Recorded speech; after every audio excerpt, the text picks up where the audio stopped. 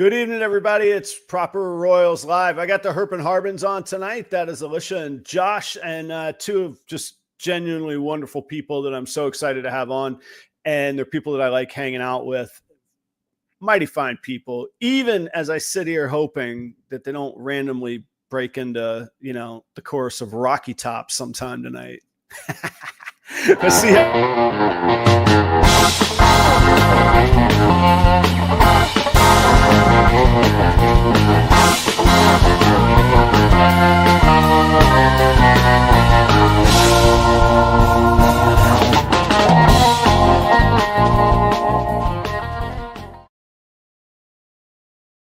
How's it going tonight, guys? Thanks for being here. All joking aside about, Rocky Top and all. It's easy for me now. The Gators are the champions, so it's all good. Thanks for being here. I will leave the sports rivalries out of it the rest of the way. We got Alicia and Josh from Herpin Harbins. If you don't know who they are, I can't wait for you to meet them. And it's a great story, and they've got some really cool things going on. And it's been a year since I've hung out with them on the show, and I just like hanging out with them. So I chat with them often. So I'm looking forward to tonight. A couple announcements coming up next week on the show right here at the same time is Adrian from Adrian's Creations. Pretty heartfelt show. He got some, I don't know. I mean, it's out there, and he talked to me about doing it. He got, I hate to say it out loud, like nonchalantly, but he's been diagnosed with cancer and pretty serious stuff. And we're going to talk about running a business in the reptile industry with a diagnosis like that hanging over your head. Men in particular, come check it out. Pretty serious stuff. So that's next week, kind of a poignant episode. In the coming weeks, I got Will Morose, I got Portuguese Pythons, Mike from Herp Collectors will be on, Shane from Small Town Exotics, and Garrick DeMeyer. How about that for a little late spring, early summer lineup? You can't beat that. Proper Royals Live is brought to you by Palm Street.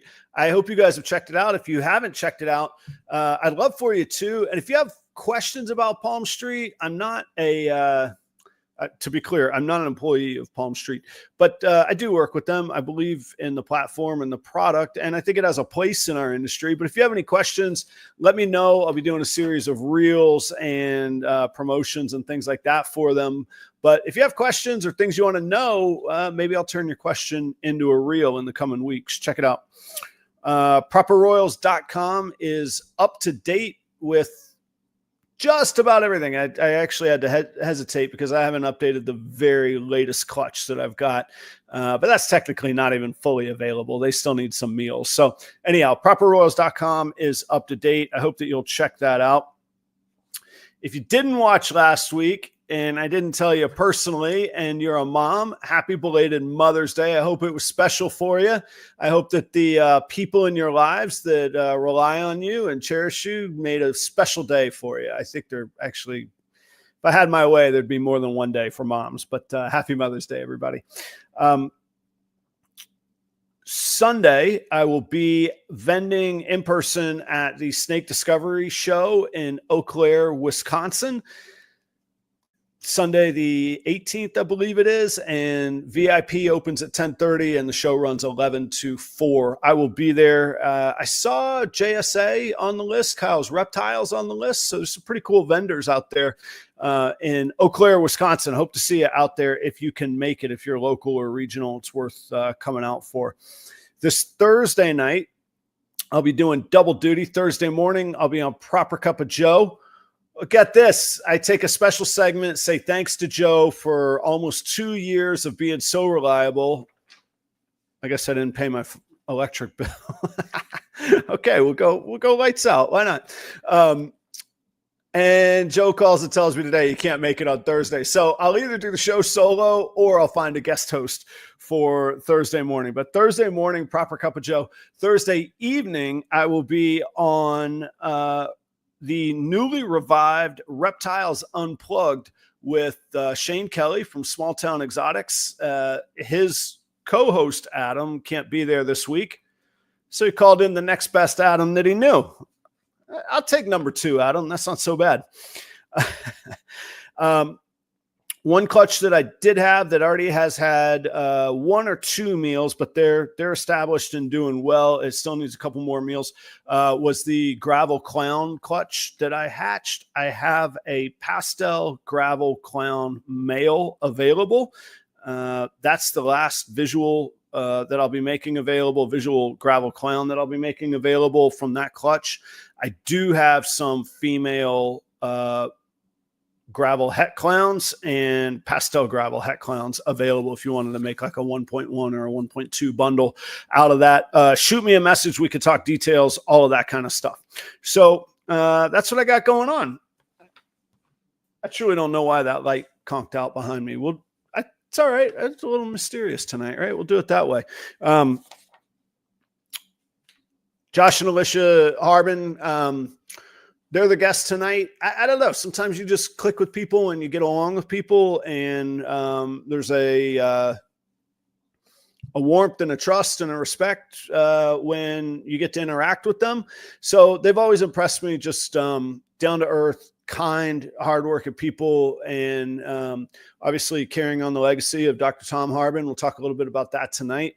Going through big business expansion. We'll talk about that. And we'll have some fun. They're just fun. They're just fun people. I don't, some shows I like work out like exactly like the path I want things to go. And with the Harbins, I'm like, let's have 3 topics and we'll just see what happens. So without further ado, also everybody, thank you for being here tonight. Otherwise it would just be me and the Harbins hanging out. So thanks for being here. Thanks for hanging out. And I will catch up on all of the chats once I get the Harbins on. So please, without further ado, welcome back to the Proper Royal stage. Oh, he takes the time to do a little wardrobe change. This is cute. I see what's going on. Okay, cool. What's hey, go balls. Go balls. Yeah. My light went out on my UF banner. That's just fine. That's wonderful. The power T overpowered your outlets. As long as my outlet isn't shorting out or sparking sparks, I'll be just fine. So how is life? How are y'all doing? We're doing good. We're super busy, but I mean, what else is there to do but be busy? So we just keep plugging along. I don't think we'd be happy if we weren't, but like I feel like we're wired similarly. We're like, well, what am I going to do? Just sit here? And a lot of people are like, yeah, that'd be nice. And I'm like, that would drive me. I get mad now when I watch like an hour of TV. It's like, oh, it's an hour gone. And so many other things. I've seen him get mad at himself. It's quite funny. He stomps off like, why did I do that? I'm like, I don't know. You turned it on. Gives himself lectures as he's muttering across the room. But I need noise. Like when I'm working in the shop or anywhere, I've got to have the radio on or a podcast or something. This one is in just like stone cold silence. It creeps me out. I worked in the Reptile room from 11 to whenever you got home. It was about 6 o'clock. Shane stopped by to grab a couple of things, so that was a nice little break. But it was no TV, no radio, nothing. I think being a vet, like there's so much noise and talking and racket and stuff at the clinic that I just need silence. And so the next 2 days will be clinic work. And so it'll be just ruckusy and loud and busy. And so when I'm with the snakes, because they're super quiet, it's just nice. Everything is just quiet. And then Josh gets home and it's loud. So I do remember that feeling from like working in the kitchen in a restaurant where I'm just like, I would just go take walks and be like, look, I just need 10 minutes of not hearing another human being. Now I still feel that way sometimes, but I can come down here when I don't want to hear from a human being. Yeah. And there's times that I'll put some music on and things like that. But, and then there are times that I almost get into too many days in a row of silence.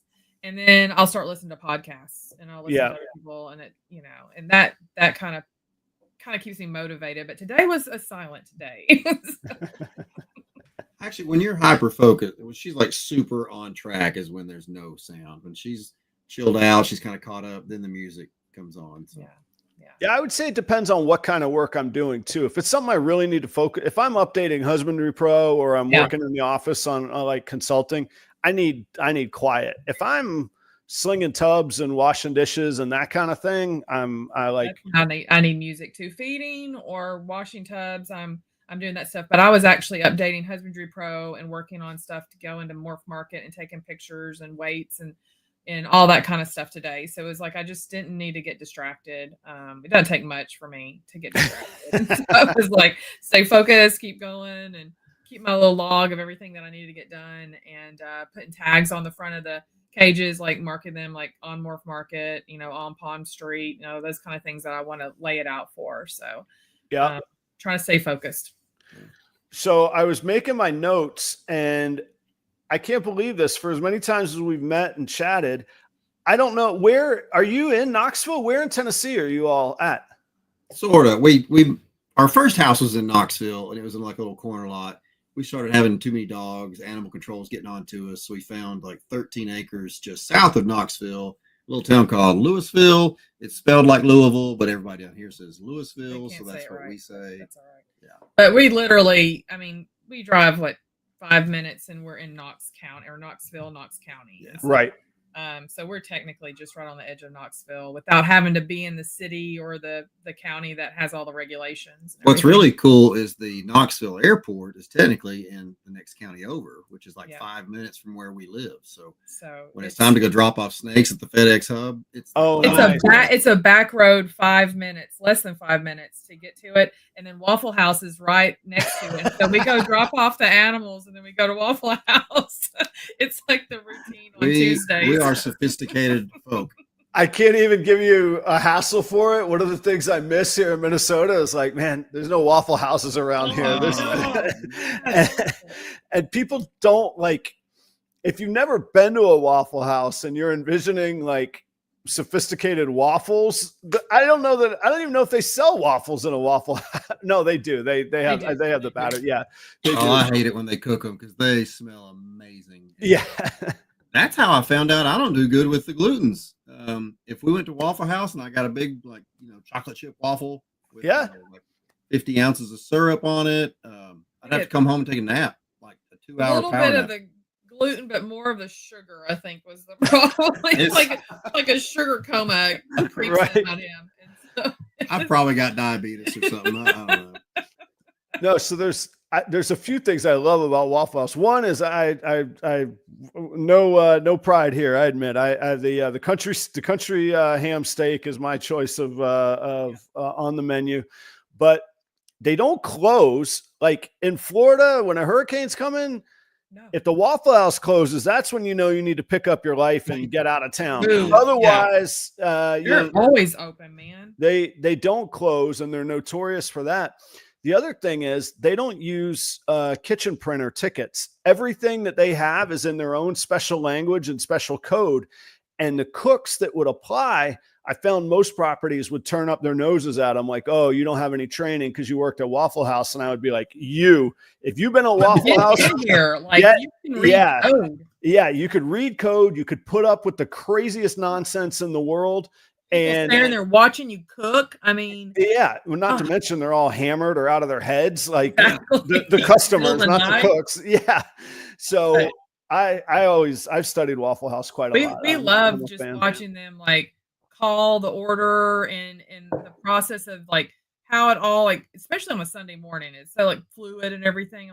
This is amazing. We like studying that kind of teamwork type. The logistics of it are great. I mean, if you look, it's amazing. The coffee cup turned up or turned down means one thing as far as how the bread goes, where the ramekin up or down or on the left or the right. The specific plates that they use, they look very similar, but they're not. So certain plates go with certain entrees. I'm blown away by it. And I would always love when somebody came in that applied that worked at Waffle. I was like, tell me more. I want to understand this thing, Yeah. So, speaking of being busy, and you talked, we'll get to some of the various platforms that you were talking about updating, but you guys vended the AARP Nashville show this weekend. Is that correct? Yes, we did. I think we had a great show. We enjoyed it. The atmosphere was great. I mean, we got to set up next to Shane, and we were right across from Brian and Beth Ann Carter. We're good friends with them. We had a plant lady off on the other side that has some cool plants, and then Whitney and Jason with Beauty and Balls were right to other good people, Moose and Jenny were one block over. Right over, All our Tennessee folks. The Redmonds were there, the Leonards were there. Yeah. Rufus was there with his sand boas, and I mean, I don't know, it was just a good dynamic of people there, a good flow. Traffic was pretty good on Saturday. I felt like Sunday was a little bit slower, which is kind of typical. But we also had vended Charlotte a few weeks ago, and then we had done the Charlotte AARPE back in, was it September last year? Yeah. And that was definitely a slower show. I know they're trying to get established in that area.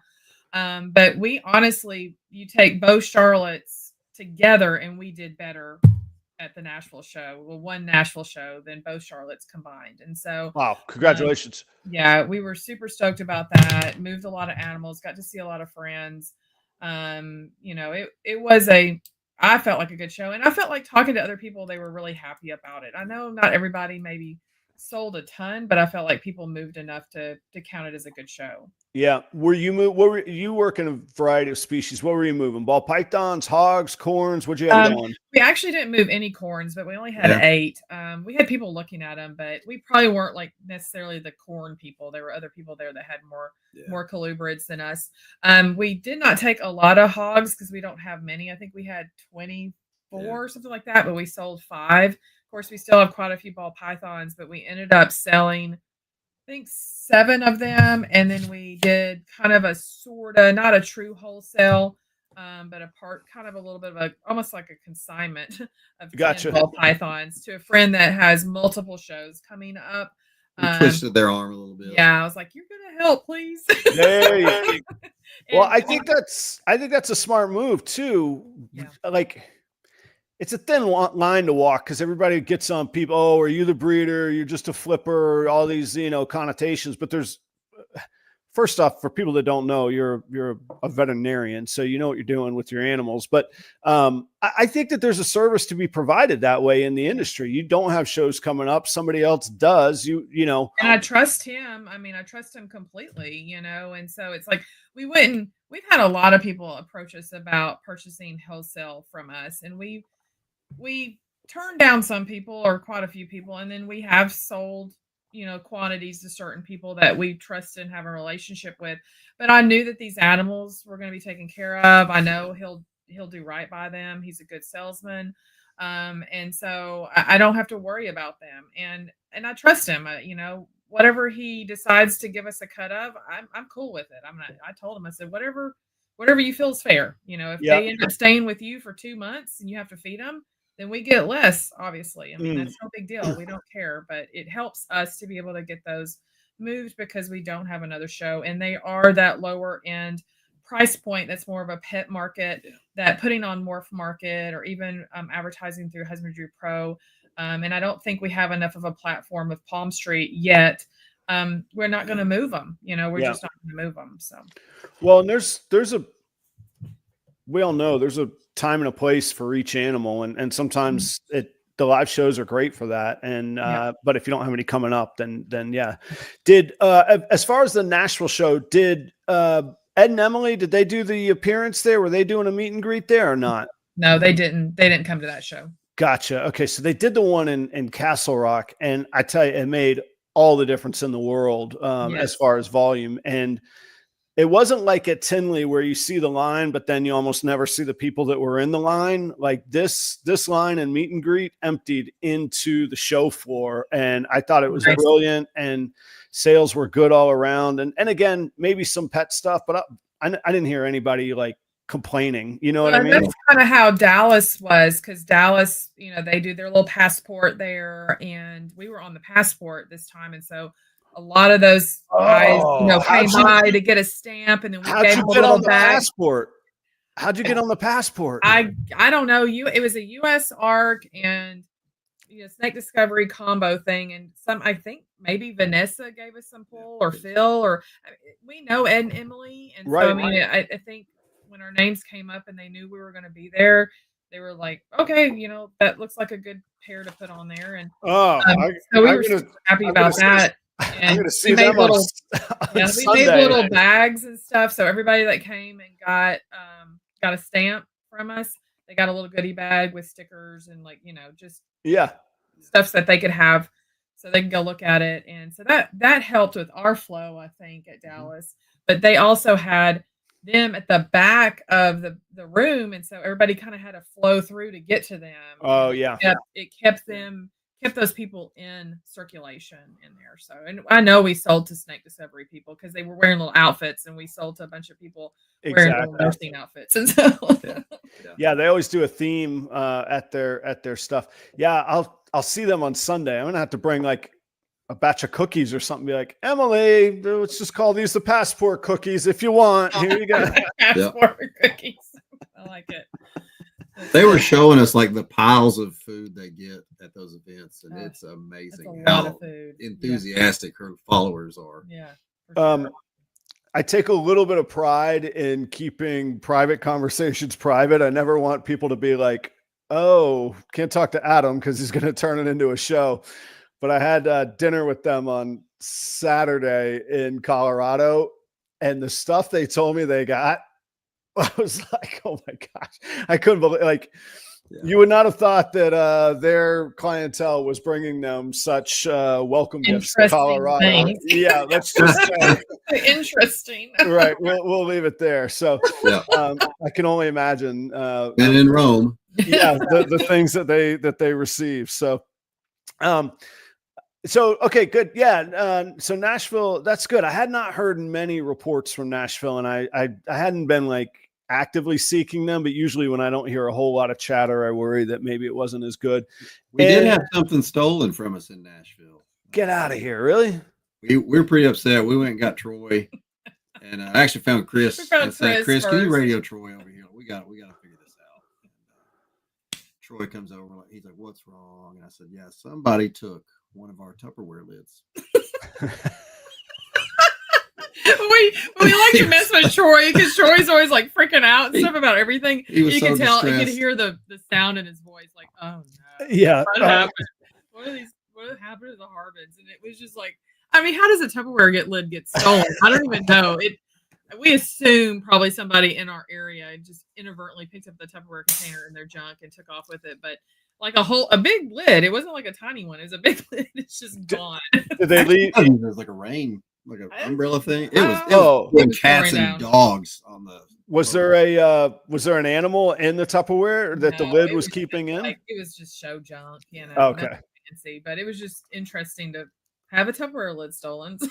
Or just misplaced, I guess, probably more like it. Well, you know, the problem with telling Troy that now is that's going to be his new like passive aggressive thing that he does to people is just steal their random Tupperware lid. Probably.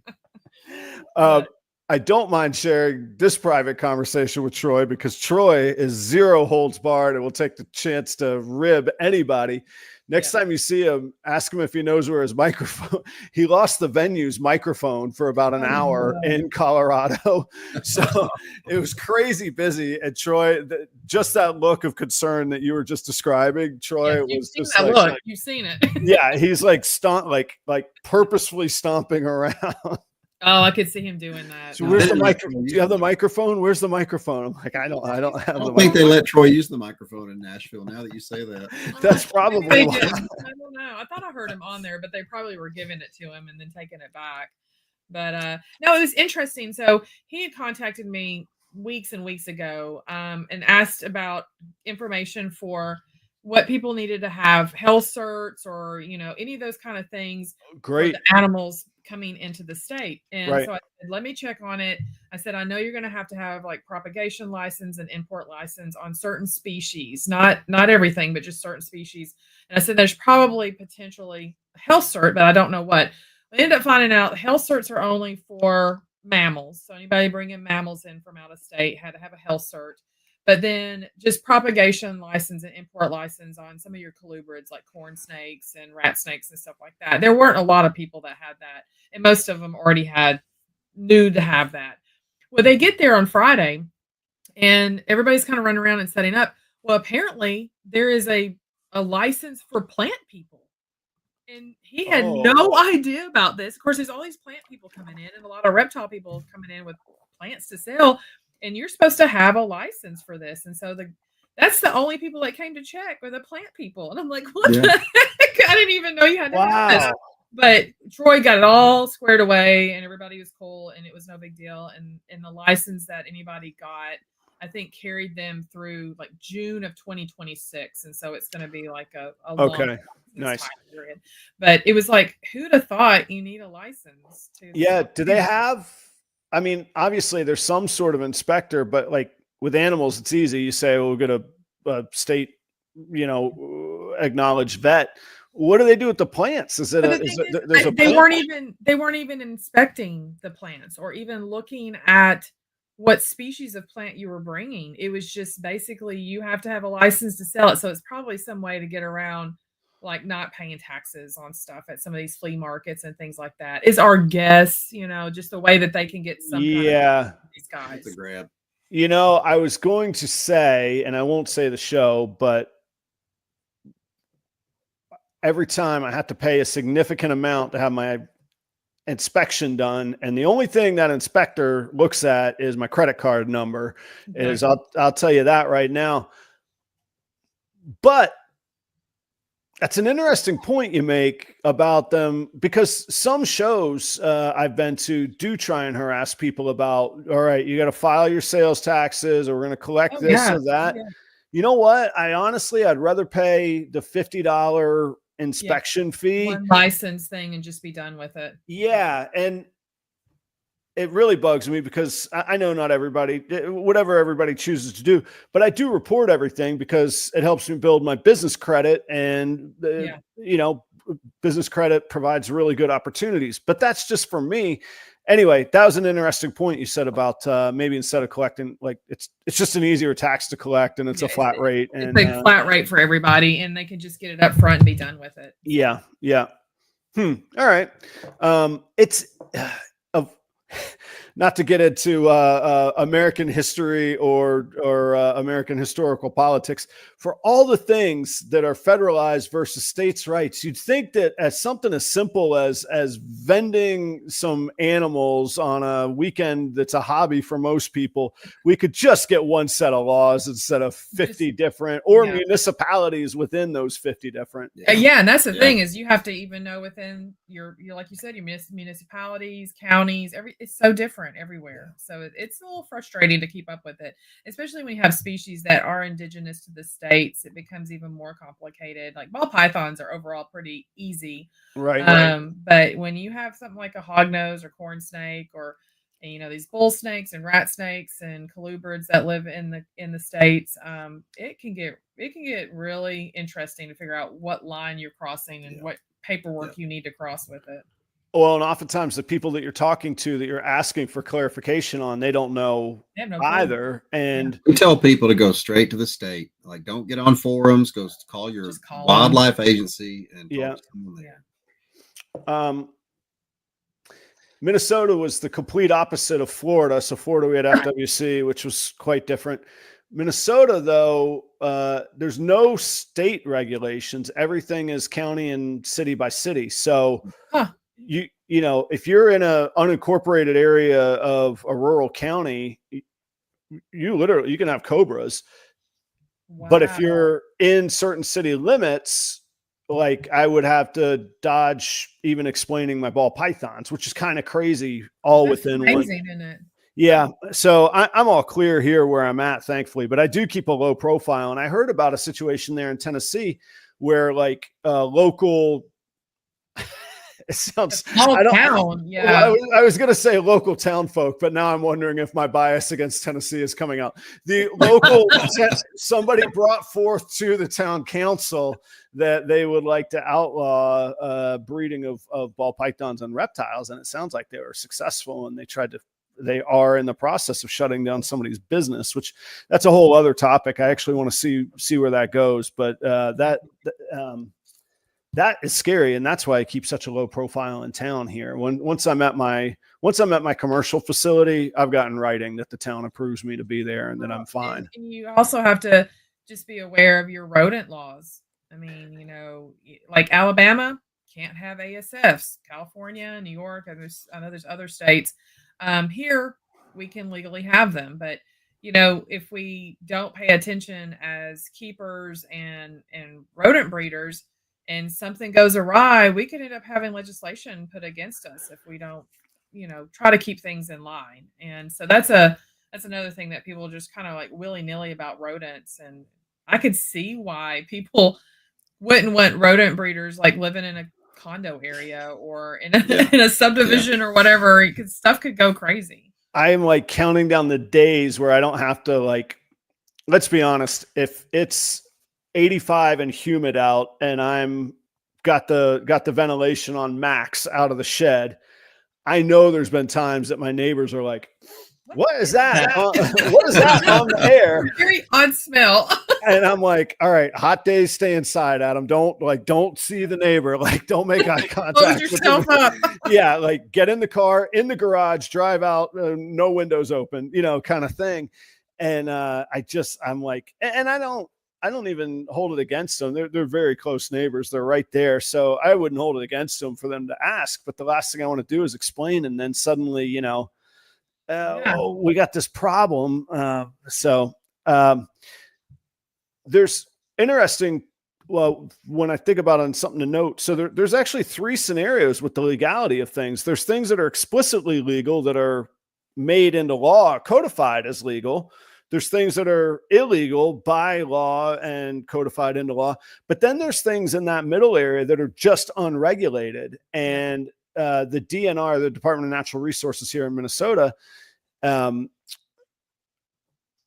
another good contrast to FWC is that they're very collaborative with local herp societies, and they actually have the DNR has a table at the local shows, which is really cool and not menacing. Like, they have animals that you can pet and learn from and all of that.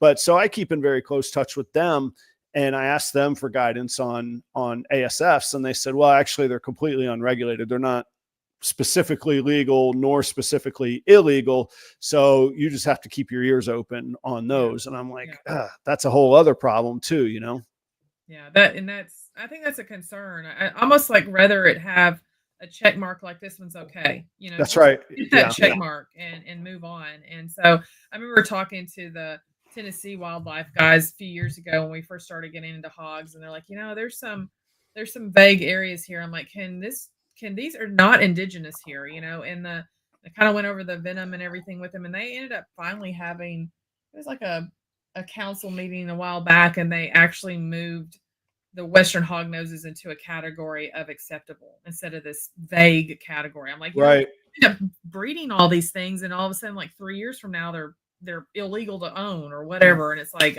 that would just suck. So yeah, I'm a little scared of potential ASF regulations, especially here in Minnesota. I think we're the largest producer of corn in the nation. Oosh. And all I know about ASFs are that they produce like crazy and they love them some corn. So I'm like, corn. Yeah. So just keep a low profile, keep the, keep it as a, if kind of thing. So, Exactly. Tell us what you guys got going on with your expansion. Last I saw, you had the outside structure up, and I think the concrete pad was about to go in. Where are you at now on it? We had a lot of weather delays. They did get the inside pad poured and finished, and then it was just torrential downpour for like a week straight. So just this week they got the outside pad finished, like the parking lot kind of area. Oh, nice, yeah. Actually, we were testing stains out on the front porch just before this, trying to figure out what stain sealer color to go with. Everything we picked either is brown or pink, so that's a no-go. Just not the right color. But once we have the floor sealed, it's turn and burn.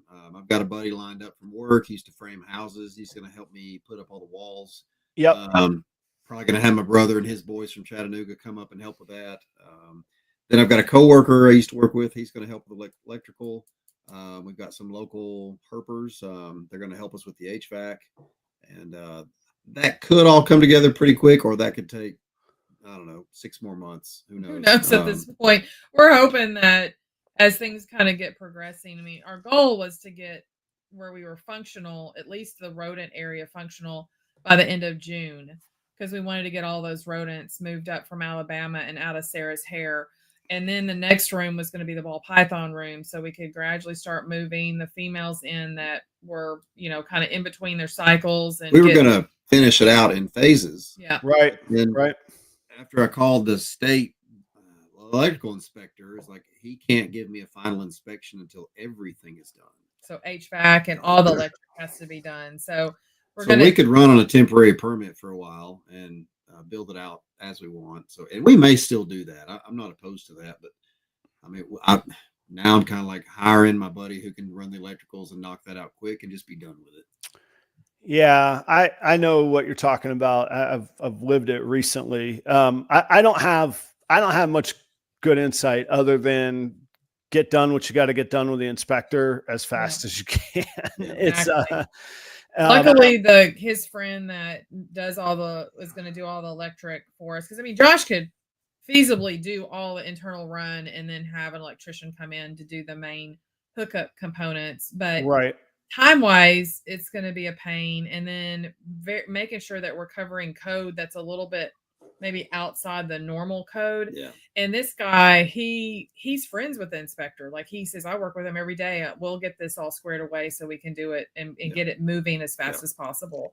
And so just to have that guy there with an inspector as a buddy, I think it will speed us up in the long run. And so we're supposed to just be giving him our total amperage needs and stuff like that. And we've got to get finalization of having a new, what is that called?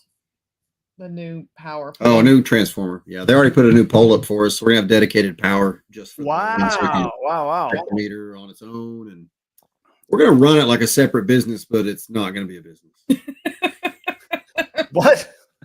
Well, everybody keeps asking me like, "Oh, is this commercial?" I'm like, no people coming to the house to buy stuff ever. Yeah, don't tell them that. Yeah, all the commercial, like the same junk commercial is like twice as much. Yeah, and for no reason. It's like just a shop. It's a large hobby shop. I had our internet provider come out and I was like, "Yeah, I'm looking at maybe getting a business line out here." And he goes, "Well, what are you doing?" I said, "Well, we're going to be, YouTubing and internet browsing and security cameras, stuff like that." And he goes, "You don't need that. You don't need business for that."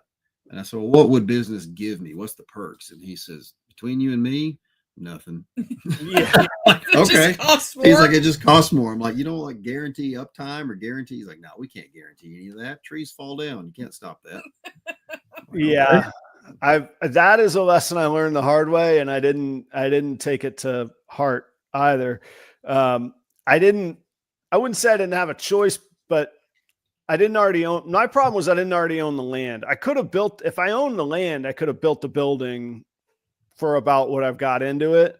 But I don't own the land. And then, anyhow, so it was pre-existing. It checked a lot of boxes of what I needed, and then I had to retrofit it. But yeah, the second that you go, oh, it's zoned commercial, and mine is zoned commercial, so I didn't have a choice. It has to be commercial. It has to be, yeah. And I will say, for all my headaches with the inspector was very good. And he just said, this can be your commercial operation shop. You could continue doing business the way you've been doing it, where you ship and deliver. And he goes, as long as nobody comes in here, you don't need to submit architectural and plumbing plans for an additional or a new bathroom. And I said, there will not be another person stepping foot in here, sir. You can. I was like, that is a $15,000 problem well, we put a bathroom in the building, or we're going to, so that kept tripping up the permit people. They kept asking like how many dwelling or inhabitants. I'm like, well, technically millions, I guess. But it depends on what you're counting. Yeah. But I've been telling basically all the permit side people, it's a workshop. As soon as you say workshop, they're like, oh, no big deal. Yeah, we just wanted I don't want to have to walk back and forth after this last 10 months being down at the farm, walking back and forth between the barn or the rodent building, which is essentially a barn, and the house, just to go to the bathroom. As soon as we get out there, it's like, I got to go to the bathroom and turn around and take, a 100-yard hike back to the house in 95-degree weather. We learned a lot. I was like, I don't want to do that. I want to go to work. When I get up to go do the reptile stuff, I want to get up, go out to the building, and that's my job. And then I'm in there. I'm not distracted by the household stuff that has to be done, like right now I walk past the dishwasher or the washing machine. It's like, oh, I need to get this stuff done. And it's so distracting to stay focused on the animals and the task at hand. So I agree with you. And I find even the opposite being true. When I want to focus on home life, I'm like, let me just go peek into that tub. And then look at that. Yeah, exactly. And then 3 hours later, it's 2 a.m. and I got to be up in 4 hours. I'm like, what happened? What have I just done? Yeah, I need some separation, and I'm looking forward to that. I think it's going to force some efficiency on me as well, because it's actually 11 miles away to my place. Okay. So I don't want to get home and be like, oh crap, I forgot this. I mean, it'll happen, but it can't be a normal thing like now where I can just be like, oh, let me run downstairs on the commercial break and flip some rats, and then I'll come back up and finish family time. No, I need to be done. I need to have that finite break there. So just because I'm feeling nerdy about this stuff, and if people come here for anything, it's for nerdy stuff. Tell us some of the specs, how much square footage you got going on in there, what's going in there, what's all the nerdy stuff that you guys get excited over. In between the walls, it's 30 by 64. And we also have a 10-foot lean-to on the back, so that's 10 by 64. So we can store any kind of surplus items outside that we want. 10 by 64. That goes the whole length of it. Yes. Yeah. Yes. That's a big. That's a pretty big lean-to to come. Yeah, it's a big lean-to. It's all concreted. I guess it's more like a lean 4, maybe a lean 6. Yeah, it's like exactly. It's like that's why I wear the hats. That's where we'll be able to put like the rodent material, like the bedding material, and that kind of extra material, instead of having it in the rodent room. Yeah. So it's going to be roughly a quarter of that building will be the rodent space. A quarter of it's going to be office and more storage. And then the remaining will be split up between the ball pythons and the hognose.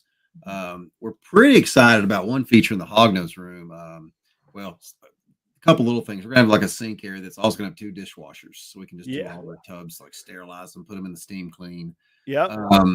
We're going to also add 2 breakout rooms in the hog room, so we can keep the breeders in a room and split it into 2 like mini collections. But the purpose of that is so we can run a wine cellar cooler on each room and brewmate the entire room together. Yeah. So that way they're not having to be pulled out into a separate container, shoved in a wine cooler, taken out of the container, put back in their tubs. Those containers stored and cleaned. We're at a number now that is absolutely ridiculous to have to do it that way. So. Yeah. Good for you. That's I'm frustrated. I don't deal in hog noses, so I don't have to brewmate anything. Well, I mean, Adam, we did go to a quality college, so we got that going for us. I meant it that it was in my career that yes, they make these coolers that bring the whole room down to a certain temperature that is comfortable to store wine that might be applicable to your brewmating things. Yeah. I called the guy to help spec it out, and I said, so who else is using it for this? Like, what have they done? And he goes, you're the first person that's ever asked to do this. Like, okay. I was going to say, go ask 10 of your alumni what brewmating is and see how well they know. Okay. Yeah. Exactly. But that's I'm excited about that, because I still have a pile of all those Tupperware containers, all those animals were brewmated in over the winter, sitting to get cleaned. And Josh is like, well, don't clean them yet because we might be able to throw them away. And I'm like, yeah, I really am hoping that by brewmation time, which will be the end of October. It looks like a Tupperware fortress on our front porch. And it, this way I'll just be able to like dump their substrate, put a little water in their bowl, and put their cocoa core in there, put them back in their bin, next tub down. And it's just, boy, I can't wait to be able to do that. And because I think we had to do brumation on around 160 animals this year, and there'll be even more next year. So you're looking at over 200 animals that have to go in a separate container and shoved into a wine cooler. Right. It's not feasible. So these rooms, we're stoked about that. We'll have incubators in both rooms, obviously, their own individual incubator areas, large washing tub in the ball python room, large washing tub in the rodent area, and then like kind of a regular large sink in the hognose room. And the hognose room will also build some false walls that will come out where the hatchling area is, because those little hatchling containers are very small. So we're gonna have like small little wraparound areas, so I can just stand in these little cubby holes, almost like cubicles, and just feed hundreds of little babies, and then go to the next cubicle and feed all these little babies. Yeah. So I mean, and then you're doing a fan system in your rodent room. So. Yeah, the rodent room's going to have just basically a tunnel fan system. So we'll have an inlet and an outlet that's on two kind of timers. One's just an interval timer, and then the other one's going to be a thermal limit timer. Okay. So, all right, real quick. Thank you to Kane. I know he's needling me, but for $20, needle away, baby. Let's let her rip. That's cool. I'm down. Actually, we've got the baseball game on the TV behind us. We're actually watching baseball. Tennessee just beat Belmont. It's like when I'm playing music and somebody's like, "Can you do Wagon Wheel?" And I'm like, "Screw it. Is that 20? All right, come on, bring it, put it in. Let's go. Let's think about some Johnson City. That'd be fine. They just throw it in the hat there." Thank you, Kane. I appreciate it, man. Thank you very, very much. Tell me about this temperature activated timer, because so I use Govies, and Govee has temperature readers and they have smart outlets, but I can't get them they both collect the information I need. One needs to be on or off, and one has a temperature, and I've even checked with customer support. I'm like, how, when that thing reaches X degrees, do I tell it to turn that thing on? Because that would cure a massive amount of thermostat challenges that we face. I wanted to avoid anything smart, for the reason that they don't do smart anything in most chicken barns. It's all manual. Mm-hmm. So it's more robust. There's less things to break. Right, less variables. Yep. Yeah. So the interval timer is a dial, and you set it to how often. What percentage of an hour do you want it to come on? And sure. You can dial it in if it wants to be. You calculated how much air turnover we needed to clear that zone out. It's like, for so long, every 10 minutes you open that up and it clears out all the air. Yeah. Right. The other one's just temperature one, though. It's just like a max. It's similar to what they put in attics, like for the what do they call that thing? The peak gable. There you go, that girl.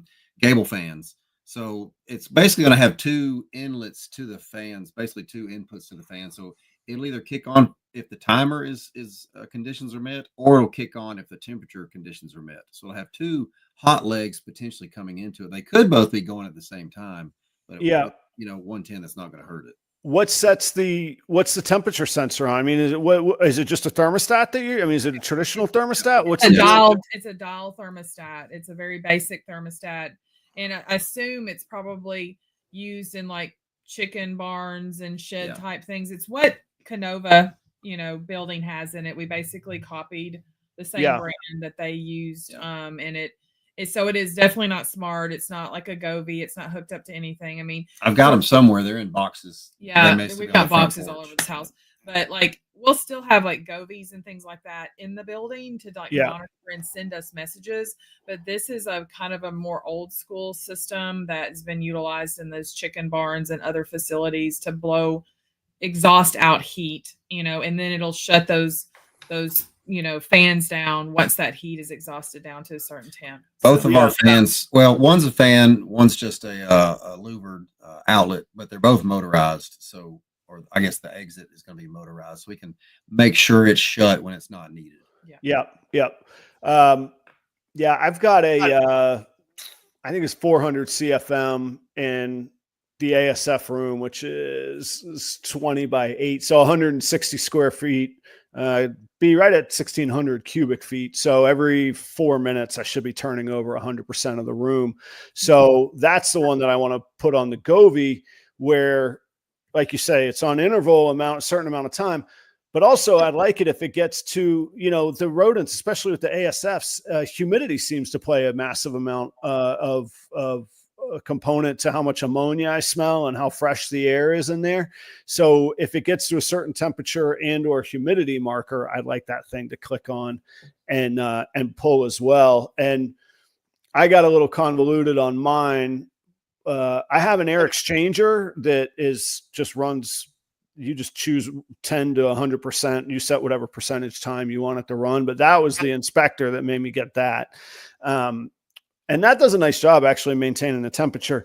But for just fresh air intake, so that I have the intake and the air going out, I actually ran ventilation into one of the other, into the pump room of the car wash bay that's not airtight. And so in the winter, instead of it bringing in air that's, 10 degrees below zero, it'll bring in air from the pump room. That's at least, it won't be hot air, but it'll be 55 or 60 degrees versus it won't be cold either. Yeah. 10 below. So, so that's where I decided to bring my fresh air intake from. That's a good idea. We don't get nearly that cold here. I mean, there's times that we're down in the teens and stuff like that for a couple of days. We'll end up having a heat system in there for those times, but I don't think we'll end up having to worry about it too much. I told Josh, I said, honestly, we probably won't even ventilate as much as like specs say you have to. I'm like, you think about what we're doing right now, and we do open our garage where it's at right now and let it air out, and we have fans and stuff like that. I said, but anything that we do in that building is going to be better than what we've been able to do up to already. Right, exactly. It's going to be an improvement. Yeah. And I went round and round, like just quarrels with the inspector, telling him, I'm like, you don't understand how much heat thousands of rodents put off. It's kind of amazing. Yeah. I'm like, don't worry about me staying warm in the winter. I've got in-floor heat. I've got individual heat on all the enclosures, and I've got thousands of rodents that I'm going to have to figure out what to do with their body heat that stays at around 102 degrees to begin with. And I was like, look, I know this is an oddity, but I just need you to hear me out and be convinced that I know what I'm talking about, or at least I have gathered information on what I'm talking about, and he still was like, no, you got to put this thing. But anyway, that's like, okay. Yeah. And then, before we get to the break at the top of the hour here, and I hope I'm not being insensitive, this will be a home for your own collection, as well as integrating all of Dr. Harbin's collection as well. Is that correct? Everything will be together. So, everything's kind of together now, except, a lot of his animals are in our master bedroom. So we cleared out our master bedroom. We just gave up. We're living in the spare bedroom now. Yeah. That's where most of Tom's are. Now, I say that most of his baby ball pythons are actually in our main room, and we shuffled things around and put them all in the same area. But his adult breeding hognoses are all in our bedroom. And as we have been going through his collection of ball python breeders, we've been bringing them in groups. Like, we analyze, we're like, okay, these are definitely going to be in the breeding program. Let's, pull these. We bring them up to Tennessee. They get established here. Then we reevaluate in Alabama again. We bring some more back up.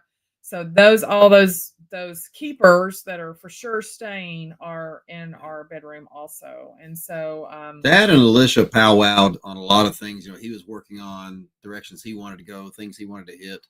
Now we're down to the animals that we don't know exactly what he wanted to do with them, either hang on to them or what. So those are down in Alabama still. It's been nice to kind of just bring up 5, 10, 15 animals every time we go down, just do a slow migration. Yeah. But we're out of room at the house, so we have to finish the building to bring everything up to Tennessee. Yeah. Yeah. Are you at a point, I can only imagine that the sorrow, the terrible emotions that went with it. Are you at a point where you see any like joy in continuing the legacy, or like where it doesn't feel like it's a surprise burden, where it's more like, hey, this is a really cool identity, or something that you can look into the future about? The last few months we've gotten into that. We see why it all played out the way it did. We understand our purpose and what we're doing. And we actually see, I think building the projects together has helped a lot. Like, what are we going to do?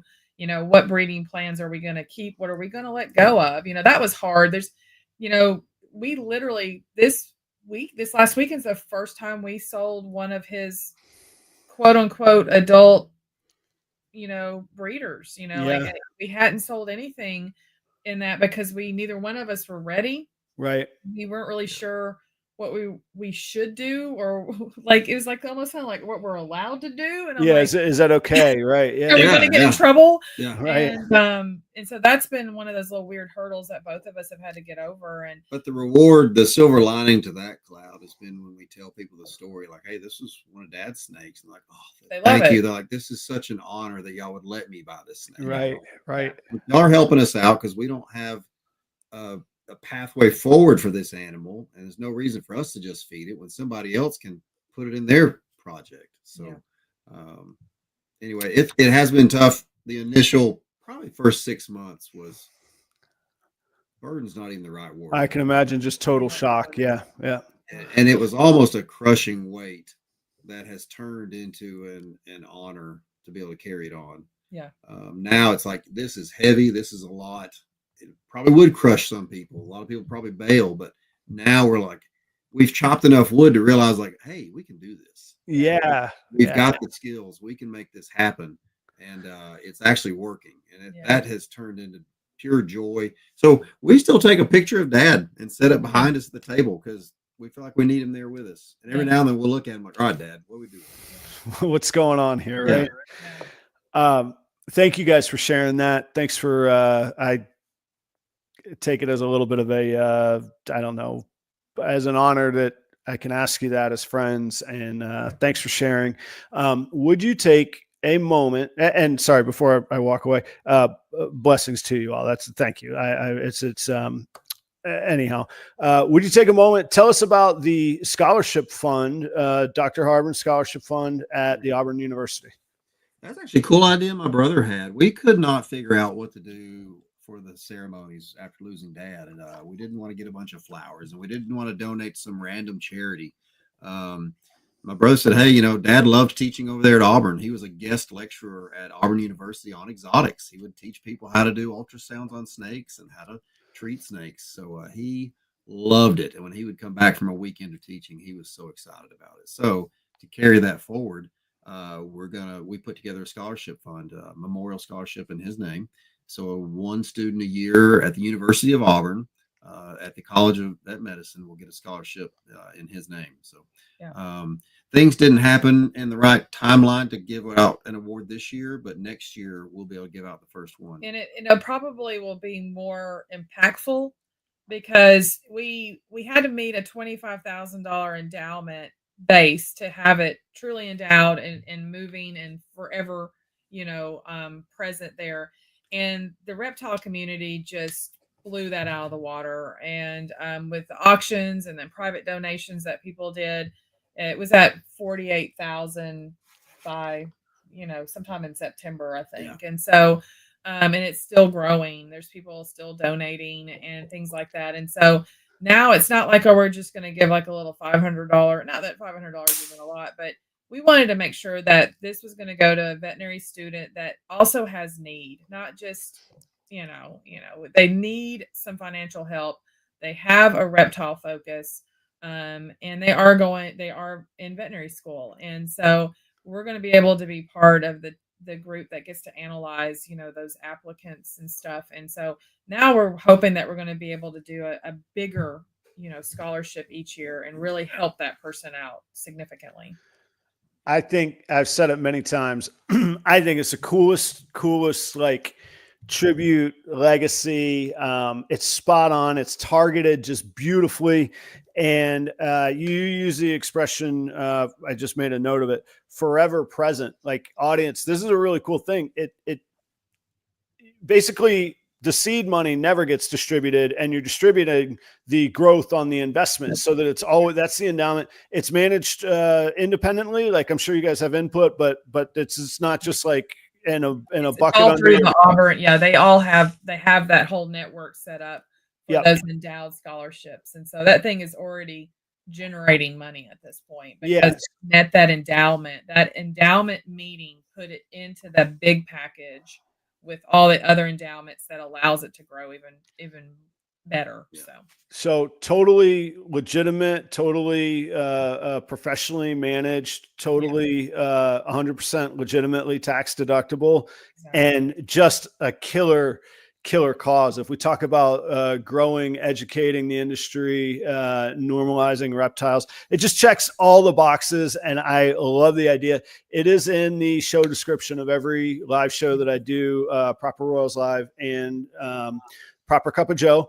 And so that link is down below. And if you feel calling, whatever it is, an urge to have a good cause to donate to, that one gets my vote. And I'll tell you in October, I'll have a check for you guys again for that scholarship. How much that means to us. It means a lot to me because we all want to try and make a difference somehow. And it's so nice to know that it can be quantifiable, continue to grow, go to education, again, be in remembrance and tribute to such a great cause. So I think I'm blown away. I love the idea. And I'm happy to support it. It's a real, and you guys have been wonderful to me and a wonderful support to me. So I'm happy to do that. So very cool. I'm glad that we got to cover that there. I got to take a very quick break, pay a couple bills, keep some lights on, which ironically my light. Yeah, apparently I didn't been cutting good enough promos. Audience, I need you to pay attention here. You know what I'm saying? And when we get back, I want to get into some of the husband and wife dynamics of running this business and life together. I think you guys are awesome. We know that, but I know that there's got to be some good tea in there, as the kids would say. So, guys, check out Redline Shipping. That is who I use for shipping. I am confident that it's the best customer service in the industry when it comes to shipping. The Redline team is there for you prior to the shipping, during the shipping, afterwards.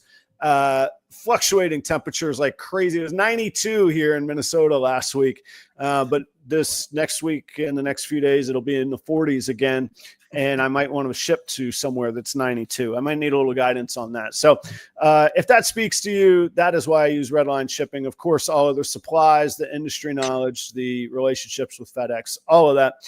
Check them out, and you can use the promo code PROPER5 to get yourself $5 off of your next shipping label. Shedtesting.com is who I use for all of my shed testing. That's Charlie Williams, and he's not quite a one-man show these days. He does have some help, but as far as the research, the customer service, the testing, the test delivery, any questions you have about what's available, he's your guy for it, and he's the one that you're dealing with directly. It's not just a ghost in the machine. Charlie will take care of you. Over 32 ball python genes, most notably and most recently, Lace, Monarch, Hurricane, as well as VPI Xanthic, Wookie, Sunset, Clown, Puzzle, Ultramel Zebra, and more, all the Yellow Belly complex. And if there's something that you're looking for a test on, get in touch with Charlie on that too. He'll either tell you where he's at working on it, how close he is, and sometimes he can even say, we're in the proving process, so I can't 100% guarantee the outcome, but I can test it and find out what the data shows for where we're at. So just get in touch with him. He's a great guy to work with, and he takes care of his customers, I promise you. Reagan Renee Royal Pythons, that is another Charlie. That's Charlie Ryan, the defending and currently undefeated 15 minutes of lame champion. He is from Reagan Renee Royal Pythons, working on excellent combinations in Krypton, DG, G-Stripe, Candy, Pied, Clown projects, single, double, and triple ingredients. Check out his Morph Market right now. And he's a great guy to do business with. One of the smartest minds in the industry. He was on last Tuesday night. We had a great time together talking business and advertising and reaching diverse audiences. So check him out on that. Great business mind to work with, and some killer ball pythons.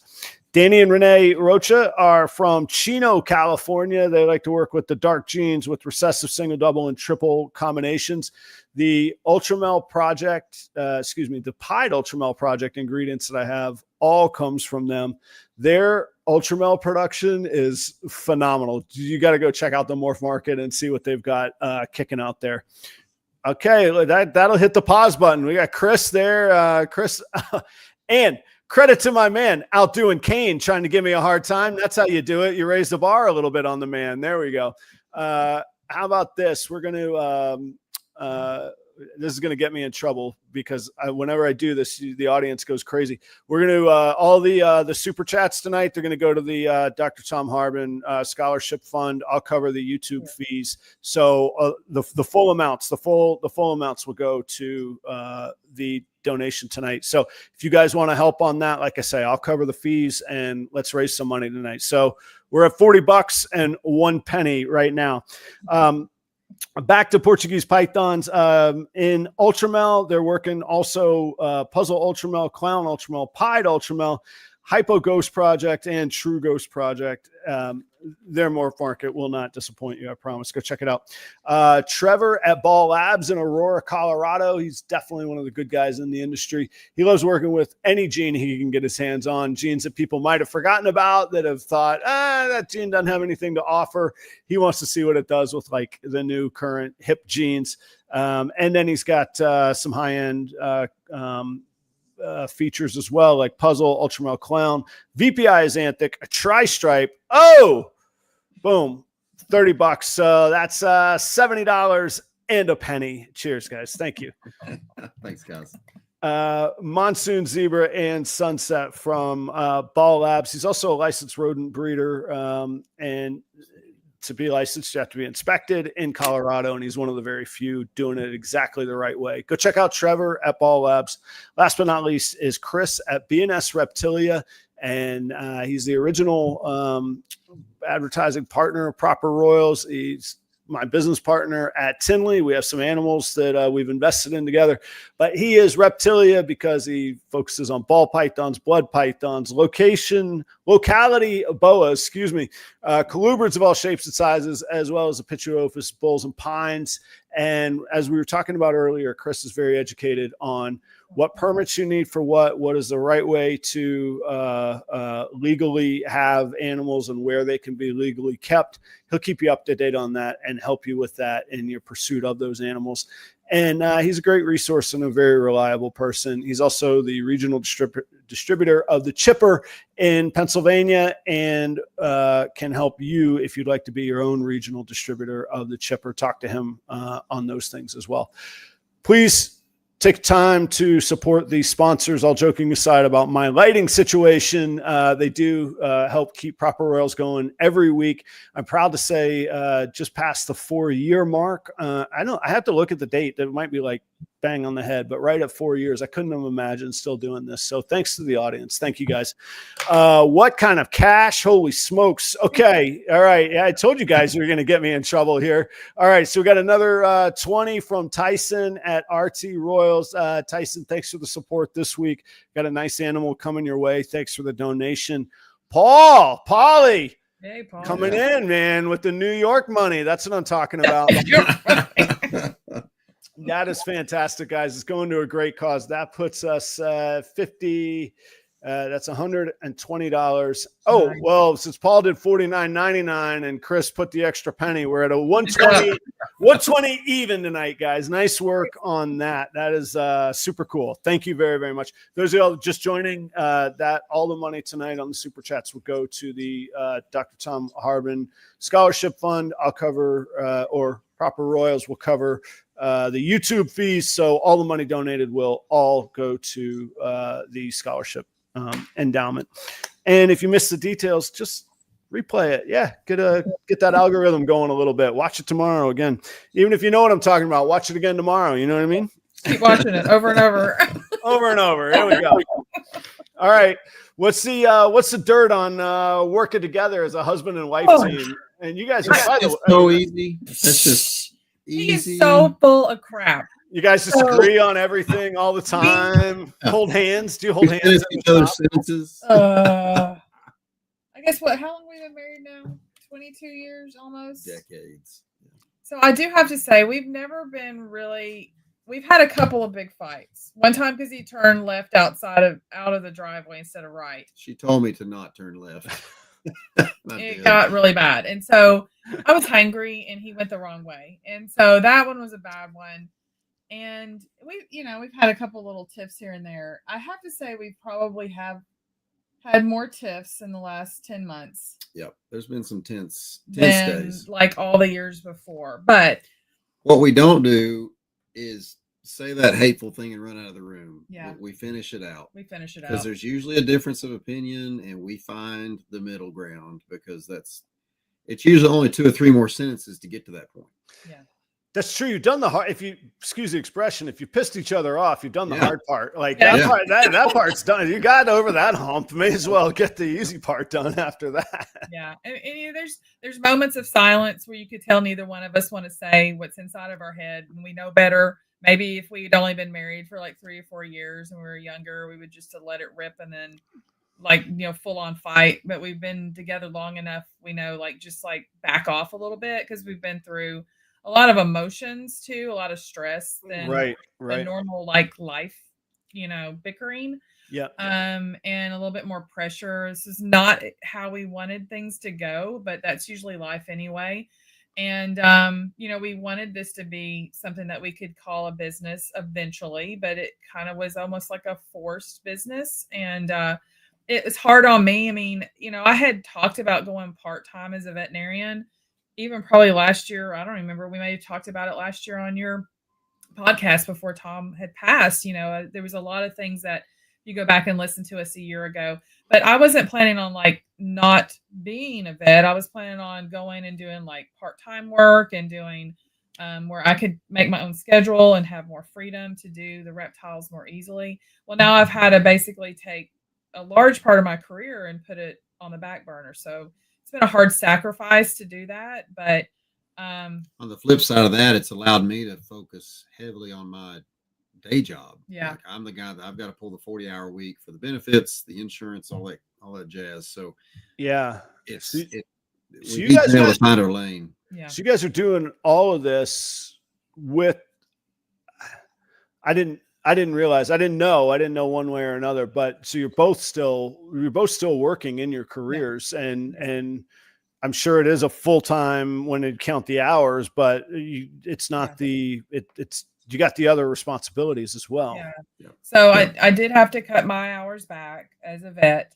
There was just no way to the way my schedule was. I mean, I barely had time off as it was, and there was no way that we were going to be able to go to both shows, but also go to Alabama every weekend with my schedule. And so I basically had to go in and tell my boss, I'm going to have to cut back down to 2 days a week, and then I can cover y'all, you know, when y'all go on vacations or here and there as I can. But, you know, honestly, it takes me, you know, 4 full days a week to do all the reptile maintenance and everything. And then it's still a day there that we're traveling typically, you know, with going back and forth to Alabama or the shows. And so it's a full day on me to do the mice. If she can come in and help, we can shorten that up a little bit. Yeah, and that does help. And so, but it's a full week. So for him, like he has to keep his day job, like, and he, like he said, like he couldn't just go part-time. It had to be him staying full-time and me going part-time. There was not an option. Yeah. And so I mean, we've had to come up with that work balance. And luckily his job has been able to be very flexible with his schedule. I can't be flexible as a veterinarian. It's like I either am at the clinic or I'm not at the clinic. Right. So it's not the same with his job. Thank God he's got the job he has. I don't have appointments. I have tasks and projects. So as long as my project or task is done to meet the deadline, they don't care if I work all weekend or take an extra day off here and there. So a lot of times I'm driving like to either show or down to Alabama, and he's on his work computer working, and that's how he gets hours too. And so he's working as we're going down the road, and you know, he's sometimes working in the evenings while we're at the farm or at a show, just to keep his hours logged. And so, I mean, that's been a little bit of a grind. And so, of course, there's a lot. It's hard to find that time together where we're not working. Yeah. Okay. By the way, hey, hun, let's shove some food down our throat, and I'm going back to the reptile room. You're going to the rodent room, and see you later. You know. Yeah. And so, and then by then we're just like, you know, meh. And so you know, that's been kind of hard. But I think in the last few weeks we've gotten into a better balance because we have more of the animals here that we've actually had. We went to a baseball game last weekend. Yeah. We haven't done any games. You know, we've been trying to like fit in that time that we enjoy our time together and we're friends. And so doing that, I think, is going to help us kind of keep our sanity. But it is hard being a couple. But at the same time, I couldn't do it. I couldn't do it by myself. There's no freaking way I would do all this by myself. And so it's like, we've had to come to understandings. He oversees certain things. I oversee certain things, but we always run those things past each other. Like when I was sitting in front of the pile of monarchs of Toms a few weeks ago, like trying to come up with a breeding plan and like sketching out all this stuff. And I finally came and got him. I said, hey, I need you to sit down and I need you to go through this with me. We pulled up a couple of stools and just stared at the wall of snakes and started pulling them out and kind of like say, okay, could this go to that? Could this go to that? And it worked out well. Thank you, Jamie. Unbelievable. I knew I was going to slammed it. I knew I was going to go broke. Yeah, this is great. And I'm happy. It's fantastic. So amazing. And I misstated the amount earlier. I said 120. It was 140. So this puts us at 240. Nice job, everybody. Just keep it coming. Don't worry about my complaints or enjoy my complaints. Just keep it going. If you're just joining, all the money from Super Chats tonight will go to the Dr. Tom Harbin Scholarship Fund at Auburn University, and Proper Royals will cover the YouTube fees. So every amount donated will carry over to the cause. I promise you that. And and we'll have Josh and Alicia to make sure that I'm a man of my word. We'll it'll be taken all the statements. They'll keep us up to date. Yeah, my brother maintains the scholarship. Excellent. Well, I'm gonna Venmo you the money afterwards. Okay, we'll take care of it. Yeah, you take. I've done the hard part. You guys could figure out how to. I don't know. I'll get it. I'll get it to where it needs to go, or you will. So, the more time goes on, and for people that don't know, I am married. I've been married for 15 years. So Kelly isn't active in the snake room with me and that stuff, but you start to realize even just entrepreneurship or trying to run a business in general, the stuff you talk about where you're like, all right, I've eaten dinner. Now I've got 3 hours. What am I going to do? Or you talked about being annoyed that you watched a television show for an hour. You feel like, well, I could have been doing something else. I could have been reaching out to a customer. I could have been building the business. I could have been cleaning. This over here is only at 80% and I want it to get, and that takes a toll on a spouse, and two of y'all doing it together where, Kelly's probably like, why don't you go do something so I don't have to hear about this for a little while? And you guys don't get that. Yeah. And so I think a lot about it. And I think you mentioned earlier a little bit feeling like, okay, wait a minute, we've done this enough. We're starting to feel like I got the hang of this. And that's something that I really empathize with, where I'm like, all right, I think I kind of got that. Like, I'm not taking, weekend trips to Hawaii or anything right now, but I kind of feel like I got the rhythm to this. I know what needs to be done. We're both working on our buildings. Like, I'll hit certain milestones on the building where I'm like, I cannot imagine the day I don't have to worry about construction or renovation in there. I'm going to feel like I'm a new man because I'm going to have all kinds of time. Like, even today, I'm mudding and taping. Oh, it's an awful job. The sound of it makes me cry. Oh, I hate it. It is just, and I suck at it. I'm terrible. And it's expensive to get the good guy in there. And I'm like, the racks are gonna cover it up. That's what I keep telling myself. The racks are gonna cover it up. Well, I shouldn't have said the good guys. The guy that does it for a living, I couldn't afford to get in there. I do have a friend, a local other breeder in the hobby industry here, and he was like, I do mudding and taping. I'm like, well, we could work something out, couldn't we? How about yeah. And so for the record, I am paying him, but he's being generous with his fee. And I said, just put me to work, tell me what you need me to do, and I'll do it. You be the foreman, let's get this done. So I get all that stuff that you're talking about. How do you you talk about going to a baseball game? How do you just take a break? How do you just get away? Do you force each other to get away, or has there? I know that there's a little. It's probably him forcing me more than anything, because I feel guilty if I'm not working on something with the animals, and because I do the majority of the snake stuff. He helps a lot, and any time that he has free time and he can get back there to help me with certain things, he's back there, he's on it. Half the time she tells like, don't touch that. You'll mess it up.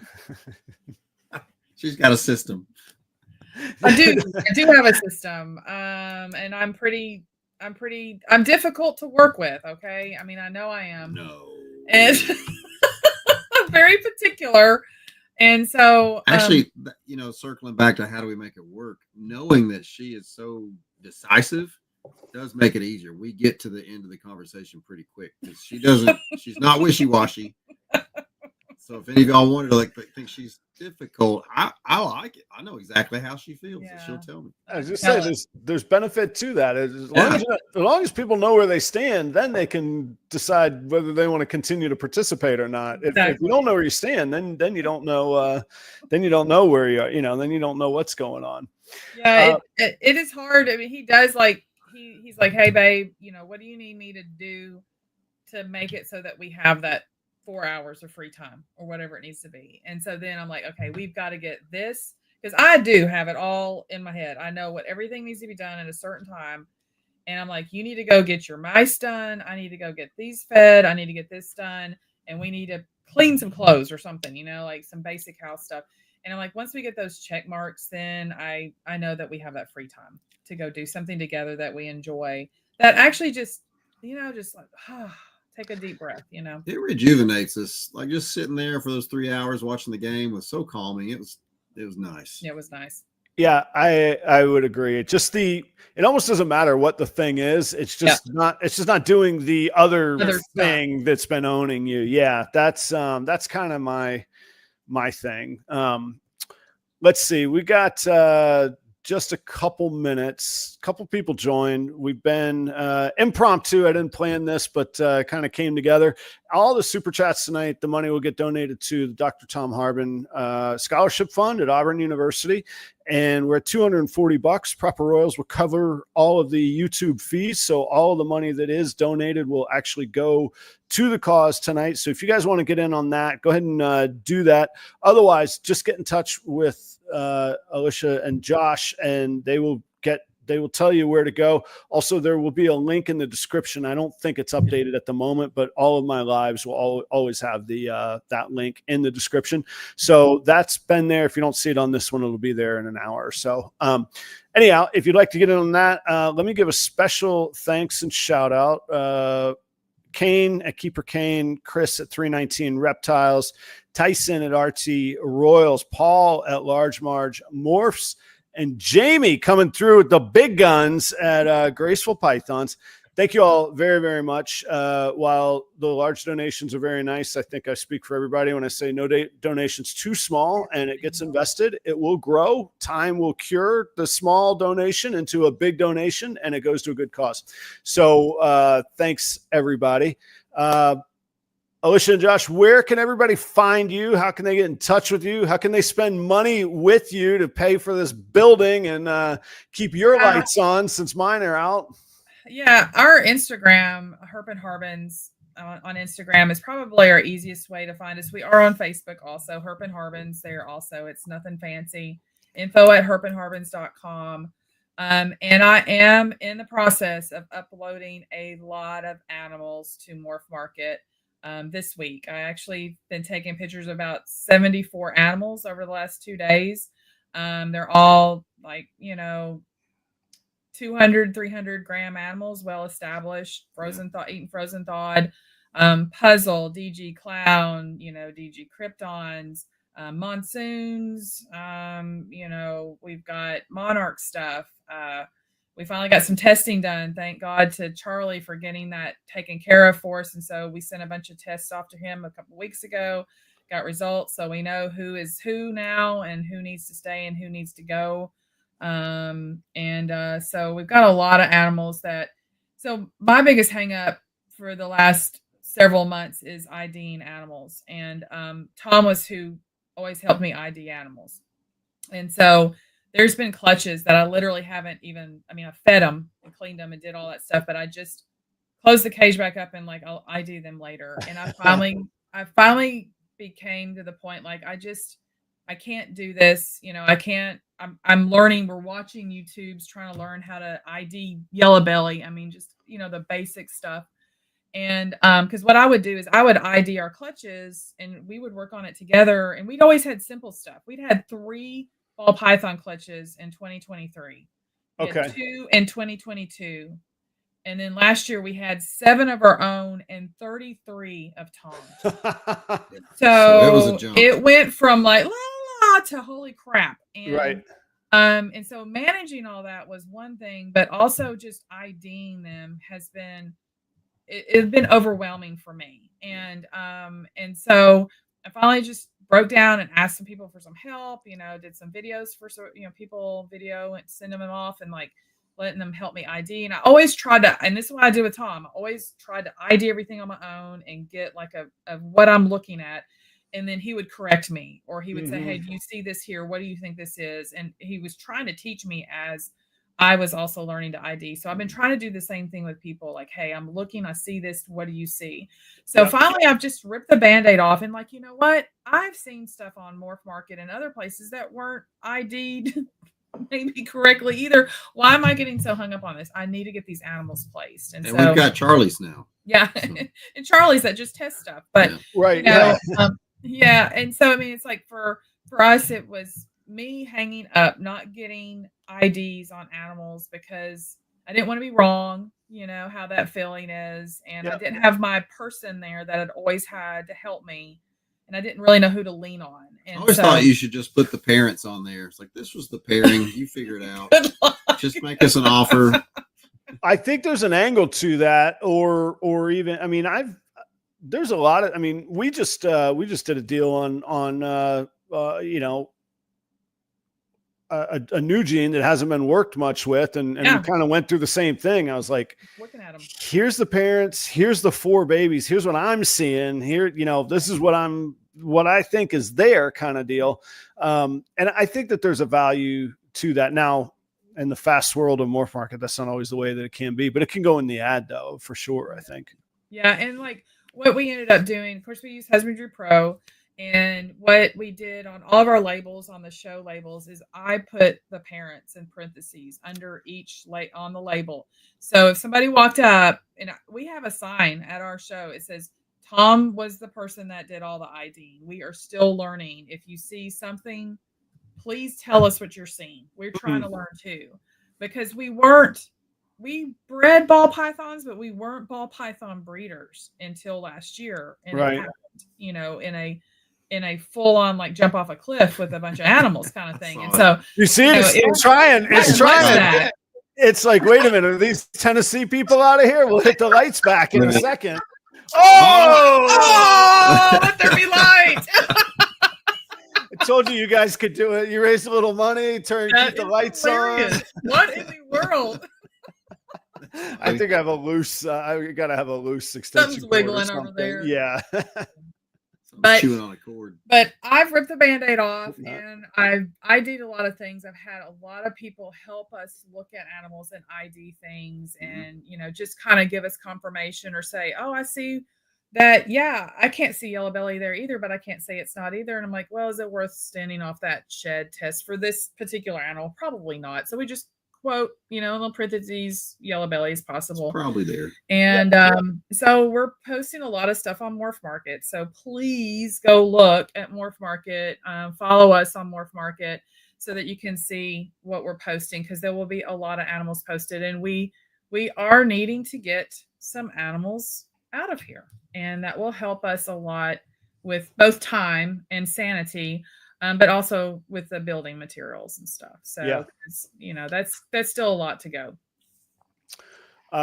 Audience, go give some support and love to the Harbins if you would. And I got to say thank you to an amazing audience, an amazing community here. What a great job you guys did tonight. It's always a joy. I could chat with you all endlessly. I hope that you'll come back. I struggle with overloading, one guest too often, but at least once a year. That's maybe not enough. Once a year, I think that's good. That's fine, but maybe a little more. Maybe we got to work into something. But I always a pinch hitter or something. Just call us. There you go. That's what I like to hear. Thank you. I look forward to seeing y'all. I know I'll see you in Tinley, but maybe I'll see you out on the road somewhere, or if I get my butt down to Nashville sometime soon. To come down to Tennessee. Don't tell anybody. Actually, there's a real thin line between Western North Carolina and Eastern Tennessee. I got a real affinity for that part of the world. You might, I was born in Nashville. That's I love. You're right down there. Yep, Right. I know the area well, and I do love it. It's I haven't been back in some time, but I need to go. So, thank you guys so much. It's always a joy. Stick around in the green room for just a second.